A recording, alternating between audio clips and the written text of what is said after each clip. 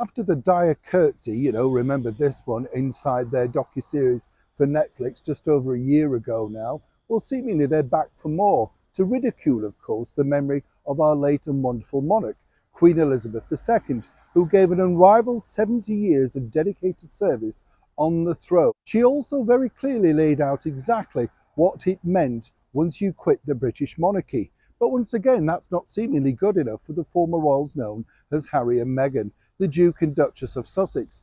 As ever, let me explain. Hi, good morning. How are you? Nice to see you today. And as ever, thank you so much for giving me your time. It is nice to have your company. I do say this genuinely because I know a lot of people are very busy. I know a lot of people, thankfully, do enjoy my company. I enjoy your company. I love reading so many of the comments.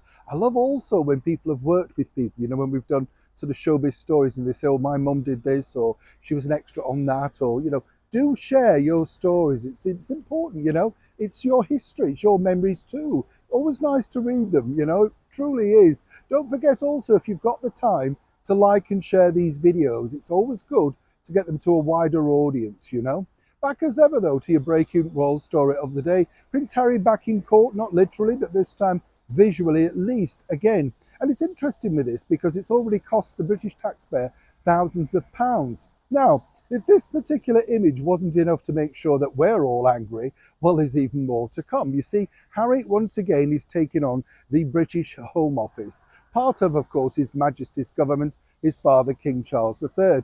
Totally embarrassing and clearly not reading the signals over here at all. Following on from the debacle of that dire book, their presence, their mere presence, is at an all-time low. Family and friends have shunned them, but Harry and Meghan truly believe that as and when they decide to grace us over here in the United Kingdom with their presence, then we should be paying for that privilege. Absolutely. Harry's basically claim is this, that yes, he can afford his own security, which he can, but it's not to the same level of which the British Metropolitan Police, the elite forces, can offer the same security. Again, elevating their position, but not really a problem when they pop up at Katy Perry concerts or indeed other areas around the world. Right now, one might suggest it might be advisable to stay away from the United Kingdom. But here's where it gets more interesting. You see, the bottom line is it all went down to this particular line. This line, do you remember? I popped in to see the Queen because I wanted to make sure she had the right people around her. This was truly directed at Sir Edward Young, the confidant and of course secretary to our late and wonderful monarch, who gave her so much support, guidance, help and friendship, let's not forget. So revered is he that he was elevated still in a position by His Majesty the King and kept on, of which he decided he would do. Many people thought he might retire. But here's of course where it gets truly interesting, because as we know, Prince Harry in his book really alluded to the fact that that particular individual, and as ever we have to say allegedly, was the thorn in the side, the reason why of course he couldn't get security. Now let's not forget, when the Queen signed this off, she basically said, that's the deal, you're out on your own. Harry and Meghan are simply trying to overturn this and ride over exactly her final wishes, some might say. This was a particularly damning time for her, very distressing, and knowing full well how ill she truly was.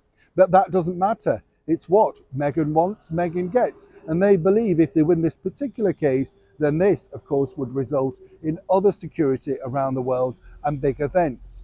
Now, as I say, if you look back to this was a level of what she thought, allegedly, to our late and wonderful monarch, Her Majesty the Queen.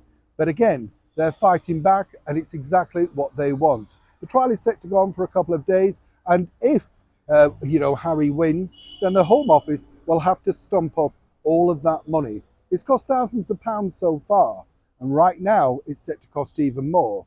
But it's not really the Home Office, it's the British taxpayer. So are you happy to fund Harry and Meghan's security as and when they decide, if ever, to return? Do let me know in the comments below. Neil Sean in the very heart of London.